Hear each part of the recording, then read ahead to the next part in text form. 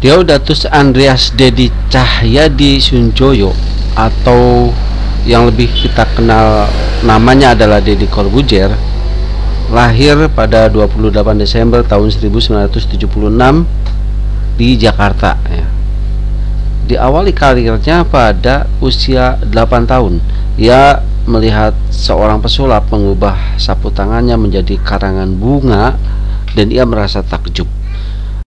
Dengan rasa ketertarikannya tersebut, kemudian dia belajar sulap kepada senior. Lalu saat Dedi berusia 12 tahun, ia mulai mempelajari trik sulap yang lebih sulit dan beberapa kali berhasil menampilkan trik sulapnya. Salah satunya tampil di Dunia Fantasi atau Dupan Ancol di Jakarta. Seiring berjalannya waktu, kemampuannya bermain sulap ini membawa Dedi tampil di layar kaca televisi. Dirinya pun menganggap bahwa lebih cocok disebut sebagai mentalis.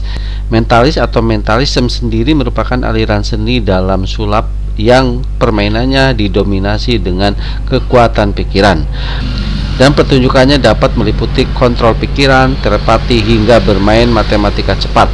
Selain Deddy Corbuzier, beberapa mentalis terkenal mulai dari Paul Brook, Bob Cassidy, dan juga Joe Sandi.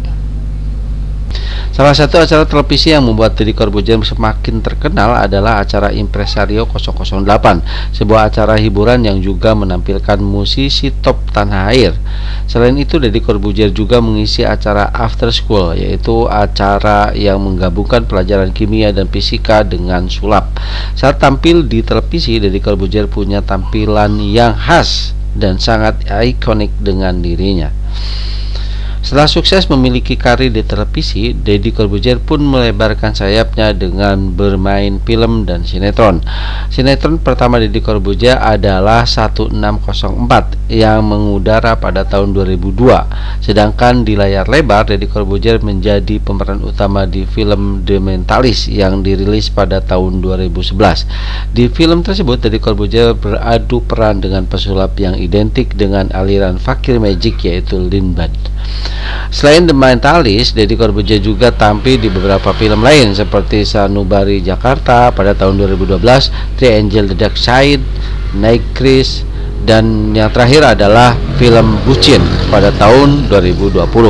Selain bermain film dan sinetron, Deddy Corbuzier juga beberapa kali menjadi bintang iklan. Kemudian karir Deddy Corbuzier ada pada acara The Master ya. Acara yang pertama kali mengudara pada tahun 2009 ini merupakan acara yang menghadirkan banyak pesulap dengan berbagai aliran, mulai dari aliran fakir, mentalis, klasik, ilusionis, hingga eskapologis.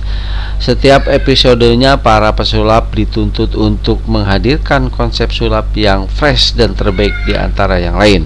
Saat itu acara The Master ini dipandu oleh dua host kenamaan, yaitu yaitu Nico Siahaan dan Adi Nugroho pada tahun 2012. Lalu untuk menilai performa para peserta, kursi juri The Master diisi oleh Deddy Corbuzier, Romy Rafael, dan beberapa juri tamu. Acara The Master ini menjadi tempat lahirnya pesulap-pesulap seperti Joe Sandi, Lindbad, Rizuki, Abu Mario, dan masih banyak lagi. Perjalanan karir Deddy Corbuzier berlanjut menjadi host atau pembawa acara dari acara talk show bertajuk Hitam Putih. Acara yang ditayangkan di Trans 7 ini pertama kali mengudara pada tahun 2010 dan berhenti tayang pada tahun 2020. Walaupun masih menampilkan unsur magic atau sulap di beberapa segmen, Hitam Putih merupakan acara yang cukup berbeda jika dibandingkan dengan jenis acara lain yang dibawakan oleh Deddy Corbuzier. Hitam Putih sendiri merupakan acara talk show yang tidak hanya mengundang bintang tamu dari kalangan selebritas saja, namun dari kalangan politisi hingga orang yang menginspirasi pun menjadi bintang tamu dengan obrolan yang menarik. Deddy Corbuzier tidak sendirian. Deddy ditemani oleh co-host seperti Fani Gasani, Cika Jessica, Aca Sinaga, dan masih banyak lagi. Hitam Putih termasuk salah satu acara yang banyak disukai oleh masyarakat Indonesia karena tidak jarang topik yang dibawakan menginspirasi atau mengundang gelak tawa penonton. Setelah berkelana di layar kaca televisi, Deddy Corbuzier pun mengikuti perkembangan acara digital dengan membuat kanal YouTube bernama Deddy Corbuzier dengan konten podcast bernama Close the Door.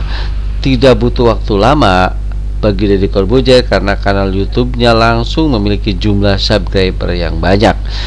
Konten podcast Close the Door ini juga tidak butuh waktu lama untuk terkenal karena Deddy Corbuzier berhasil mendatangkan bintang tamu yang sedang viral atau bintang tamu dengan latar belakang yang menarik. Selain di YouTube, Anda juga bisa menikmati konten podcast Deddy Corbuzier di Noise dengan cara streaming podcast Deddy Corbuzier yaitu Deddy Issue. Di Noise, Deddy Corbuzier juga membahas banyak hal yang sedang viral dan terjadi di Indonesia. Itulah dia perjalanan karir Deddy Corbuzier. Anda bisa menikmati konten podcast Deddy Issue dengan cara streaming podcast Deddy Corbuzier hanya di aplikasi Noise. Itulah perjalanan karir Deddy Corbuzier yang bisa dijadikan inspirasi dan motivasi bagi kita untuk selalu berkarya dan berusaha.